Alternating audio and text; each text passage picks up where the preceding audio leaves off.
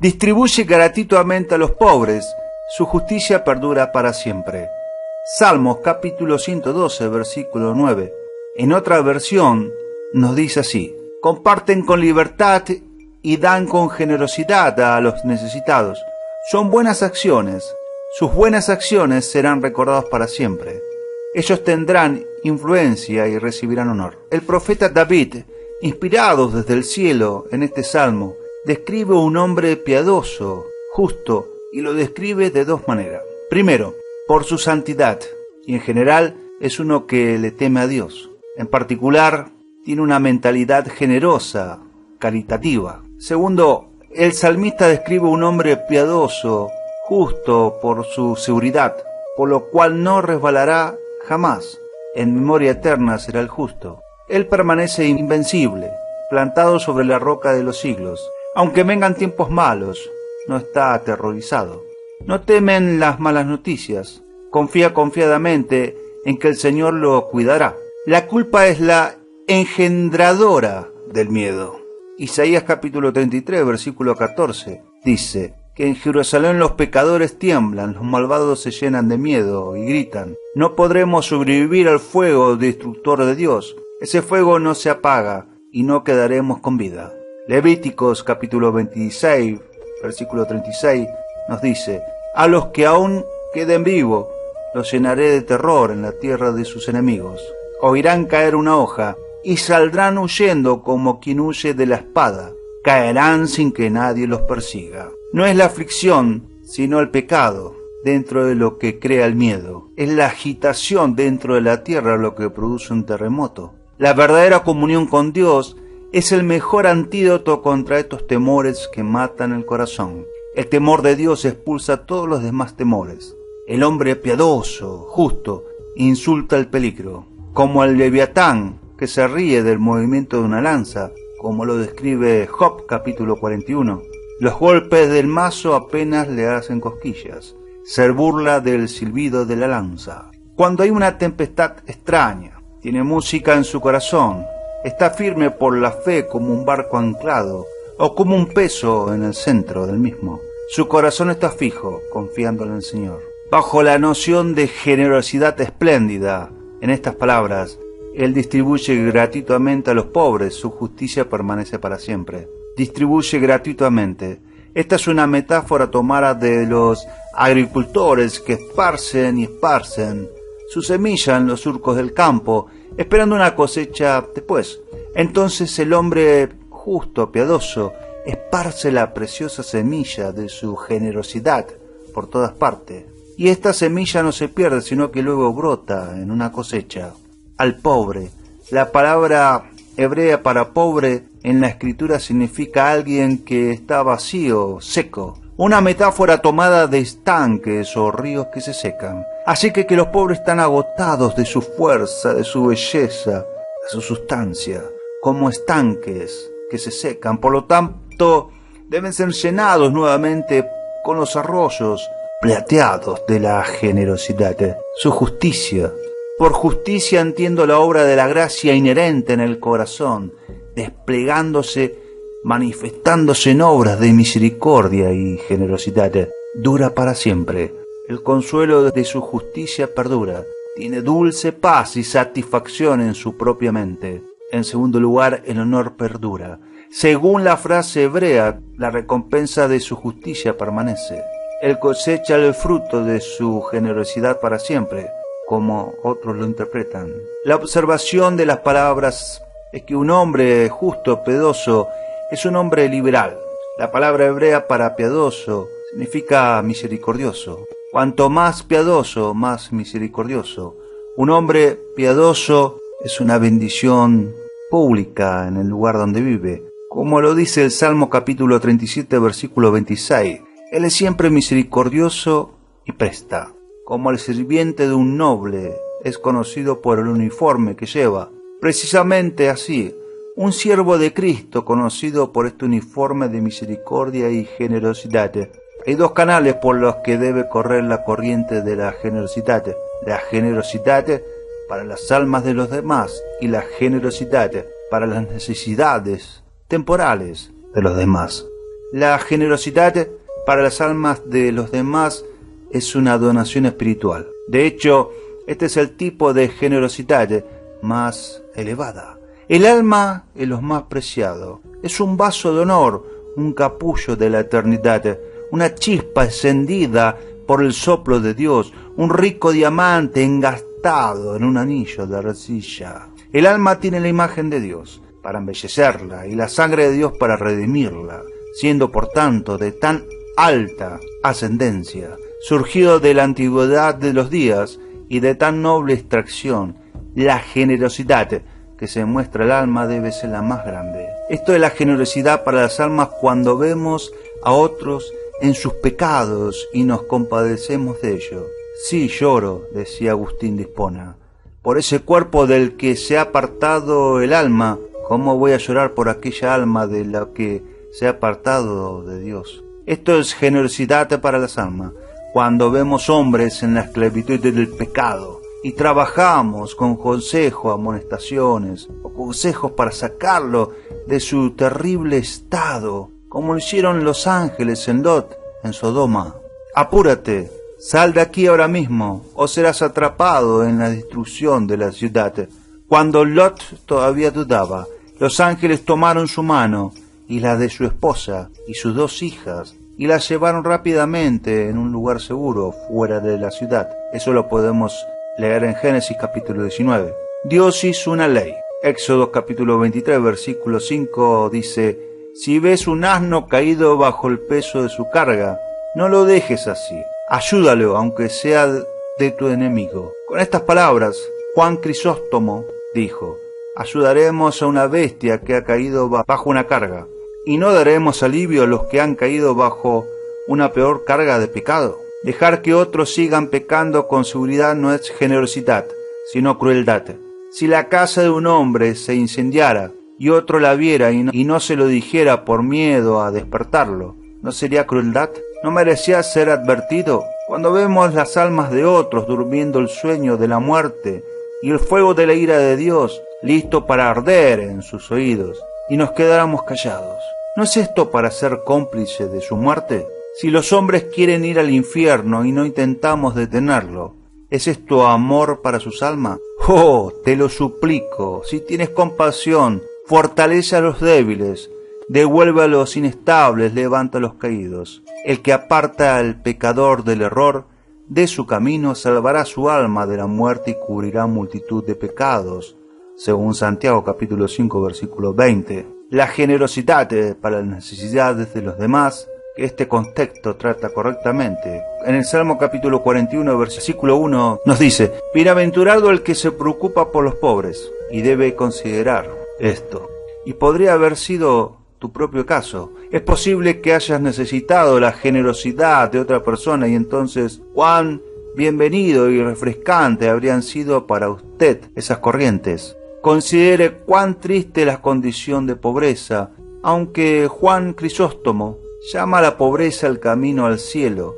El que guarda este camino irá llorando allí. Considera a los pobres, mira sus lágrimas, sus suspiros, sus gemidos agonizantes. Mira los surcos profundos que se hacen en sus rostros y considera si no hay razón por la cual debas esparcir tu semilla en estos surcos. El pobre se alimenta del dolor, bebe lágrimas. Por comida le has dado pan de lágrimas, por bebida lágrimas en abundancia, dice Salmos capítulo 80 versículo 5.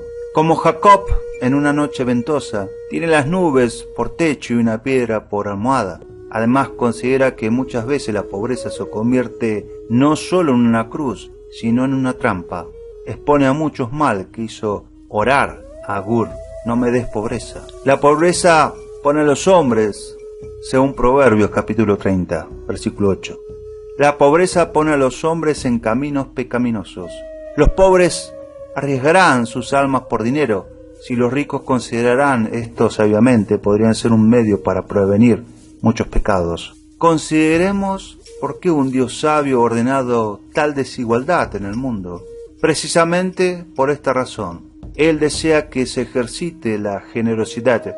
Si todos fueran ricos, no habría necesidad de ofrendas, ni el hombre misericordioso podría haber sido tan conocido. Si el que viajó a Jericó no hubiera sido herido y dejado medio muerto, el buen samaritano que vertió vino y aceite en sus heridas no habría sido conocido. Considere lo rápido que puede cambiar el equilibrio de la providencia. Nosotros mismos podemos ser llevados a la pobreza y entonces no será un pequeño consuelo para nosotros que hayamos ayudado a otros mientras estábamos en capacidad de hacerlo. En Eclesiastés capítulo 11 versículo 2 dice: comparte lo que tienes entre 7 y aún entre 8, pues no sabes qué calamidad puede venir sobre la tierra. No siempre podemos prometernos días felices. Dios sabe cuán pronto cualquiera de nosotros puede cambiar nuestro estado. La copa que ahora rebosa de vino puede que pronto se llene con las aguas de Mara. En Ruth capítulo 1 versículo 21 dice: me fui con las manos llenas, pero el Señor me ha hecho volver sin nada.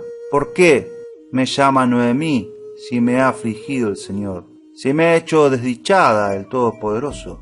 ¿Cuánto hemos visto que están investidos de grandes señorías y posiciones, que de repente han reducido su mansión a un bocado? En este sentido es prudente considerar a los pobres. Recuerda cuán pronto la escena puede cambiar y podemos ponernos la ropa de los pobres.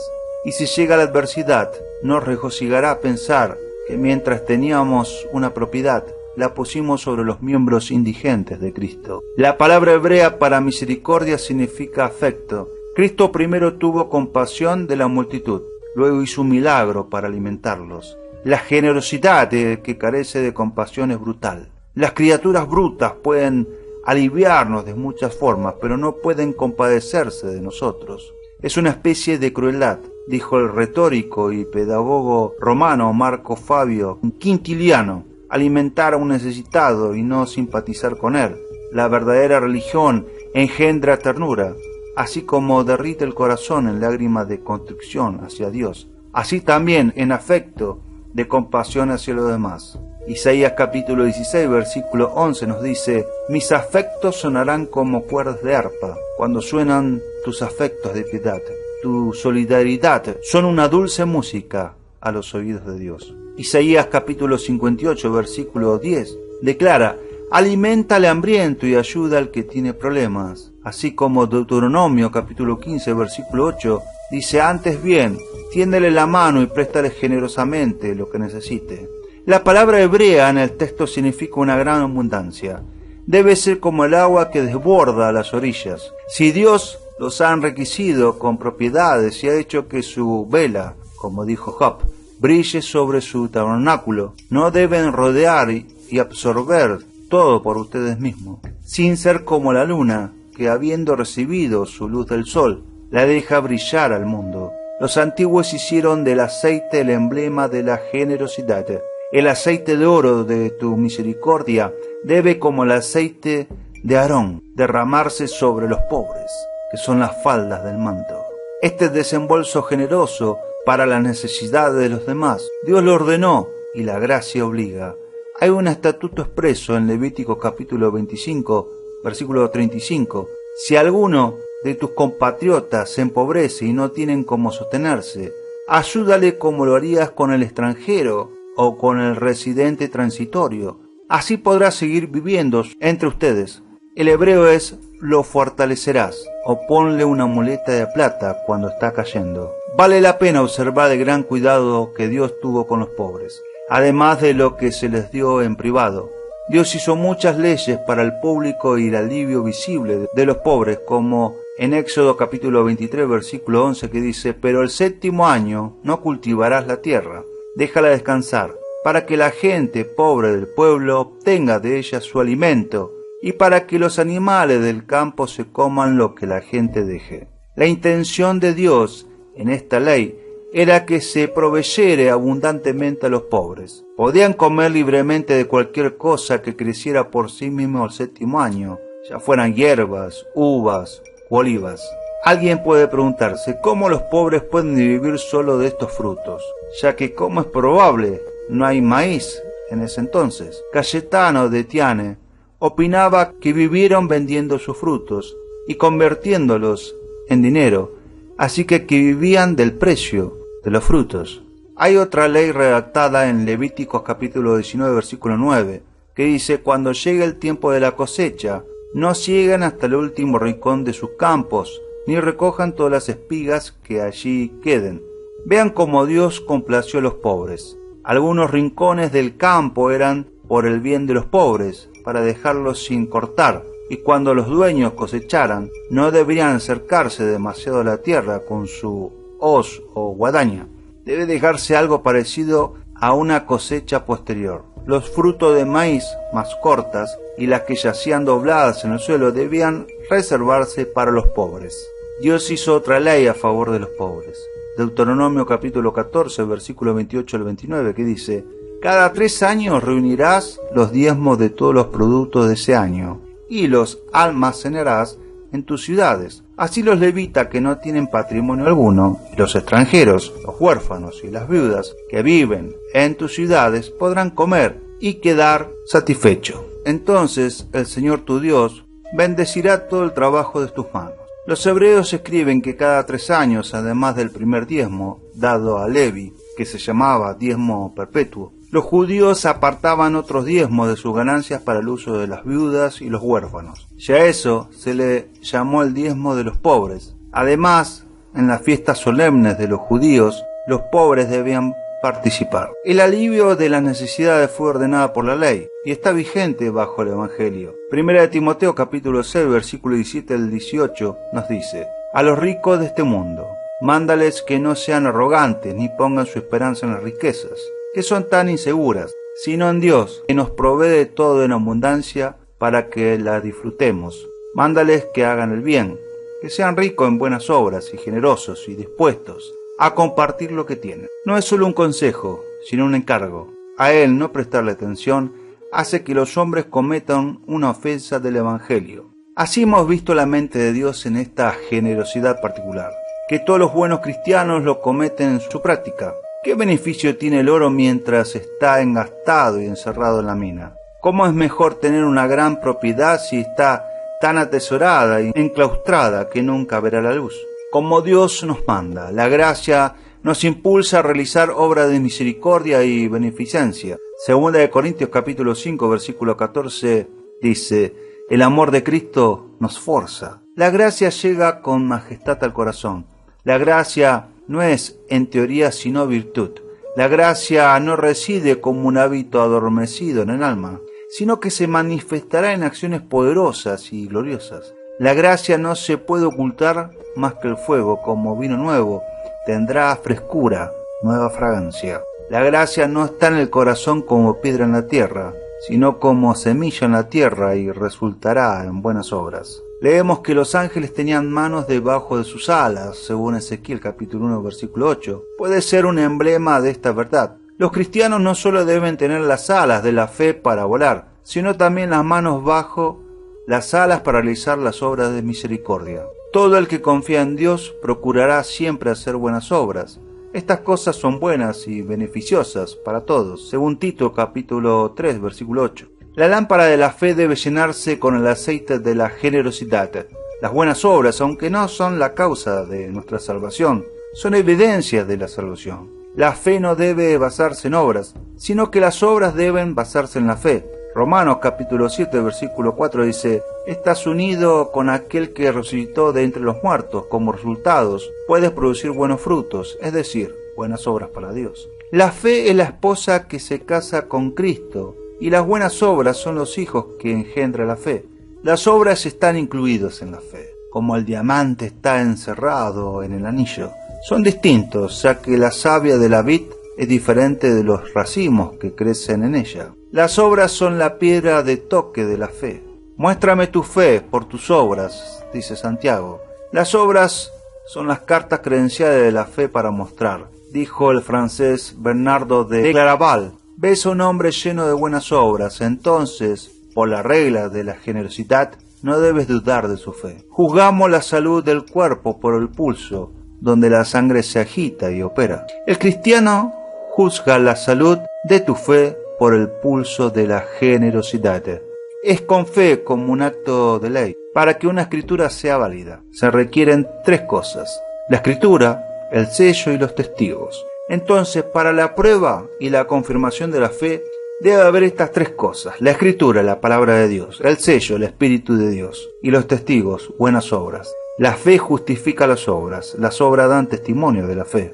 Las obras honran la fe como el fruto adorna el árbol. Deja que la generosidad de tu mano, dijo Clemente de Alejandría, sea el adorno de tu fe, y úsala como un brazalete sagrado en tus muñecas. Todos los que oyeron de mí me elogiaron. Todos los que me vieron hablaron bien de mí, porque ayudé a los pobres en su necesidad y a los huérfanos que no tenían quien los ayudara.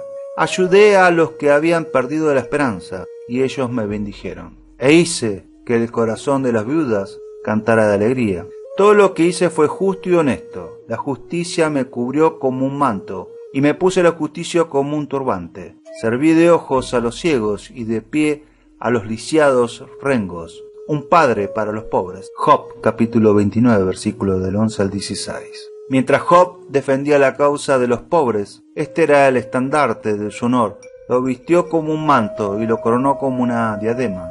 Aunque la fe es más necesaria para nosotros, las obras son más beneficiosas para los demás. La fe es una gracia receptiva, todo por interés propio, y se mueve dentro de su propia esfera. Las obras son para el bien de los demás. Es algo más bienaventurado dar que recibir. Las buenas obras son más visibles, notables que la fe. La fe es una gracia más oculta. Puede estar escondida en el corazón y no ser visto, pero cuando las obras se unen a él, resplandecen su belleza nativa. Aunque un jardín está adornado con flores, no se ven hasta que llegue la luz. Entonces el corazón de un cristiano puede enriquecerse con la fe, pero es como una flor en la noche. No se ve hasta que llegan las obras. Cuando esta luz brilla ante los hombres, la fe aparece en sus colores orientales. Se decía del emperador Pertinaz que tenía un gran imperio, pero un corazón estrecho y escaso. Había un templo en Atenas que se llamaba Templo de la Misericordia. Estaba dedicado a usos caritativos, y el mayor reproche fue reprender a uno que nunca había estado en el Templo de la Misericordia. Es la mayor vergüenza para un cristiano ser despiadado. Los hombres codiciosos, mientras se enriquecen, se corrompen, montan un monopolio y cometen idolatría con Mamón, haciéndose así inferiores a los hombres. En tiempos de pandemia es triste que se cierren las casas, pero es peor que se les cierre el corazón. Las personas codiciosas son como el Leviatán de Job. Sus corazones son duros como una piedra. También puedes extraer aceite de un pedernal como el aceite dorado de la generosidad de sus corazones de piedra. La frialdad del corazón es presagio de muerte. Cuando el afecto de los hombres hacia las obras de misericordia se congela, esta frialdad de corazón es abominable y tristemente muerta en pecado. Leemos en la ley que los mariscos se contaban como inmundos. Esto probablemente se debe a que la carne estaba encerrada en el caparazón y era difícil de conseguir. El codicioso no disfruta de lo que posee, amarga su propia vida. Se ocupa con cuidado de cómo obtener, cómo aumentar o cómo asegurar una propiedad. ¿Y cuál es el resultado a esto? A menudo como justa recompensa por su sordida pobreza, Dios lo arruina y lo marchita en su estado exterior. El dicho del teólogo arzobispo de Constantinopla del siglo IV, Gregory Naciancen, decía: lamento que cualquier profesor sea acusado de este pecado de codicia y falta de misericordia. Seguro que lo soy, que los elegidos de Dios son personas misericordiosas. Le digo que estos devotos avaros son el reproche del cristianismo. Son verrugas y manchas en el rostro de la verdadera religión. En verdad, no sé muy bien qué hacer con ellos. Recordando un excelente dicho de Agustín de Hipona: da a los pobres las cosas que no puedes conservar, para que puedas recibir lo que no puedes perder. El puritano inglés Richard Grenham decía que es más aceptable para Dios que cualquier otro sacrificio el dar. Como en Hechos capítulo 10, versículo 4, el ángel le dijo a Cornelio: tus actos de caridad han llegado como una ofrenda conmemorativa delante de Dios. Las espadas de los pobres son el altar en el que se ofrece este sacrificio. Recordando los ejemplos de otros que han sido famosos y reconocidos por actos de generosidad, nuestro Señor Jesucristo fue un gran ejemplo de misericordia. no estaba más lleno de méritos que de generosidad. Trajano, el emperador, se arrancó un trozo de su propia túnica real para vendar las heridas de sus soldados. Cristo hizo más, hizo una medicina de su cuerpo y sangre para sanarnos. Isaías capítulo 53, versículo 5. Por sus llagas fuimos curados, dice. Aquí había un patrón de generosidad sin paralelo. Déjame hablarte de algunos paganos. He leído que Tito Vespasiano, que estaba tan acostumbrado de las obras de misericordia que recordando que no había dado nada ese día gritó: he perdido un día. Se dice que algunos de los turcos tienen sirvientes a los que emplean como el único propósito de enviar ayuda a los pobres. Los turcos tienen un dicho en su Corán, que si los hombres supieran lo bendito que es distribuir limosnas, daría un poco de su propia carne para aliviar a los pobres. ¿Y no será mejor el credo de un cristiano que el Corán de un turco? Amados, no nos quedemos hoy sin testimonio. Deseo hablarle para la gloria de Dios y la fama de esta ciudad que ha habido, tanto en los días de nuestros dignos antepasados, como aún hoy entre muchos de ustedes, un espíritu de simpatía y compasión. La gran recompensa está en la vida venidera. Aristóteles unió estos dos juntos, liberalidad y utilidad. Dios recompensará al hombre misericordioso, aunque no por sus obras, sino según sus obras. Los pelagianos pensaron haber planteado a Agustín de Hipona la pregunta de si era pecado en los paganos vestir a los desnudos. Agustín de Hipona respondió acertadamente: el hacer el bien no es en sí mismo simplemente un mal, sino que, procediendo de la infidelidad, se vuelve malo. Título capítulo 1 versículo 15 dice: para los incrédulos nada es puro. Ese fruto es el más dulce y genuino que se produce de la vid. Fuera de Cristo, todas nuestras limosnas y generosidades son fruto del olivo silvestre. No son buenas obras, sino obras muertas. He leído acerca de Cosimo di Giovanni de Medici, un rico ciudadano de Florencia, que le confesó a un amigo cercano que construyó tantas estructuras magníficas y gastó tanto en bibliotecas, no por amor al aprendizaje, sino por criar él mismo los trofeos de fama y renombre. Un alma humilde se niega a sí mismo, sí, incluso se aniquila a sí mismo. Piensa en lo poco que puede hacer por Dios, y si pudiera hacer más, no sería más que una deuda. Por tanto, mira todas tus obras como si no hubieras hecho nada. Necesitamos enfocarnos en lo que Dios dice y creer en sus promesas. Cada día nos encontramos con una decisión. ¿Vamos a responder a las circunstancias de la vida según la palabra de Dios o vamos a reaccionar emocionalmente? La tentación inicial es reaccionar emocionalmente, pero en toda circunstancia realmente es tu decisión. Vamos a examinar 3 circunstancias que vas a tener que enfrentar en algún momento de tu vida. También he incluido algunas preguntas que debes hacerte, las cuales te animo a responder con honestidad. Estas te darán una buena idea de cómo tus sentimientos juegan una parte grande en esta circunstancia. Cambio. Todo cambia, excepto Dios. Y dejando que todos los cambios en nuestras vidas nos alteren, no evitaremos que se produzcan. La gente cambia, las circunstancias cambian, nuestros cuerpos cambian, nuestras pasiones y deseos cambian. La mayoría de los cambios se llevan a cabo sin nuestro permiso, pero podemos elegir adaptarnos. La adaptación no cambia las circunstancias, pero sí mantendrá viviendo en paz y alegría a medida que vas a través de los cambios. Lo primero es lo primero. Nuestros pensamientos son la primera cosa a la que tenemos que hacerle frente durante el cambio, ya que los pensamientos afectan directamente a las emociones. Cuando las circunstancias cambian, haz la transición mental y tus emociones serán mucho más fáciles de manejar. Si algo cambia y no está listo, no lo deseas y no lo elegiste, lo más probable es que tengas una variedad de emociones al respecto. El poder de la palabra de Dios. Cuando actuamos en base a la palabra de Dios y no simplemente reaccionando a la situación, serás capaz de manejar tus emociones en lugar de que ellas te manejen a ti. Fuertemente recomiendo confesar la palabra de Dios en voz alta, a pesar de que lo que estás confesando puede ser lo contrario de cómo te sientas. Continúa haciéndolo. La palabra de Dios tiene el poder inherente de cambiar nuestros sentimientos, nos da consuelo y tranquilidad en nuestra angustia. Las emociones crecen y luego salen queriendo que lo sigamos. Cuando siento esto, sé que necesito tomar medidas. Ahora pregúntate, ¿cómo yo respondo al cambio? ¿Actúo en la base de la palabra de Dios o simplemente reacciono ante la situación? Después de la conmoción inicial, ¿estoy dispuesto a hacer una transformación mental y emocional en mi vida? Hay que esperar. Si usted no ha desarrollado la paciencia, entonces tener que esperar puede sacar lo peor de ti. Al menos eso fue mi caso. Hasta que finalmente me di cuenta que mis reacciones emocionales no estaban haciendo que las cosas fueran más rápido. A todos nos gustaría ser pacientes, pero no queremos desarrollar la paciencia porque eso significa comportarse bien mientras no estamos consiguiendo lo que queremos. Y eso es duro, ¿verdad? El camino hacia la tranquilidad, entre más queremos algo, más nuestras emociones actúan si no lo conseguimos. El sentido común nos dice que es bastante tonto enojarse por cosas simples como no encontrar un espacio libre en un estacionamiento. A medida que desarrollas la paciencia, no piensas solamente en lo difícil y frustrante que es, piensa en lo tranquilo que se verá cuando esperar no te molestas más.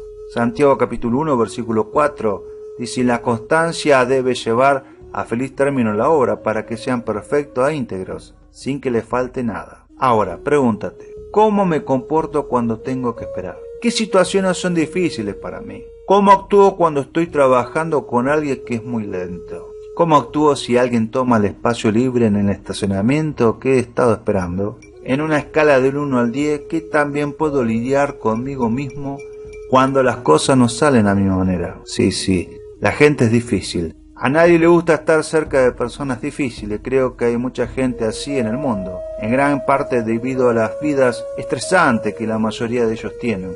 La gente intenta hacer demasiado en un poco tiempo y tienen más responsabilidades de las que en realidad pueden manejar. Cuando alguien es grosero conmigo, puedo sentir mis emociones crecer y después salir, esperando que yo la siga. Es cuando sé que tengo que tomar medidas.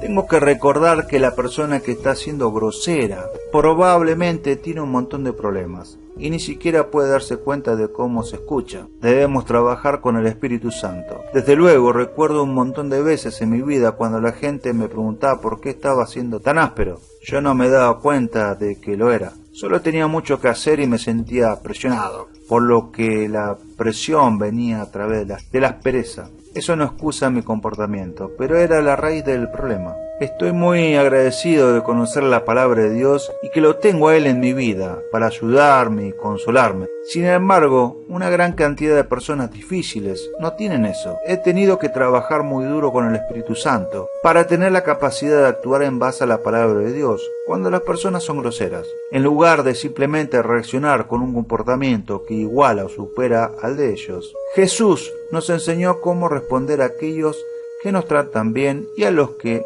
no los hacen muy bien. En el capítulo 6 de Lucas, versículo 32 al 35 podemos leer: ¿qué mérito tiene usted al amar a quien los ama? Aún los pecadores lo hacen así. ¿Y qué mérito tiene usted al hacer bien a quienes le hacen bien? Aún los pecadores actúan así. ¿Y qué mérito tienen ustedes al dar prestado a quienes pueden corresponderle? Aún los pecadores se prestan entre sí, esperando recibir el mismo fruto. Ustedes, por el contrario, amen a sus enemigos, háganles bien y denles prestado sin esperar nada a cambio. Así tendrán una gran recompensa y serán hijos del Altísimo, porque Él es bondadoso con los ingratos y malvados. Si te encuentras en una situación en la que requieres estar todos los días con una de estas personas difíciles de llevarse bien con la gente, te exhorto a orar por ellos, en vez de reaccionar emocionalmente a ellos. Nuestras oraciones abren una puerta por donde Dios trabaja. Ahora pregúntate, ¿cómo reacciono a las personas que son groseros o ásperas conmigo? ¿Respondo en el amor, como dice la palabra que deberíamos? ¿O me uno a ellos en su comportamiento impío?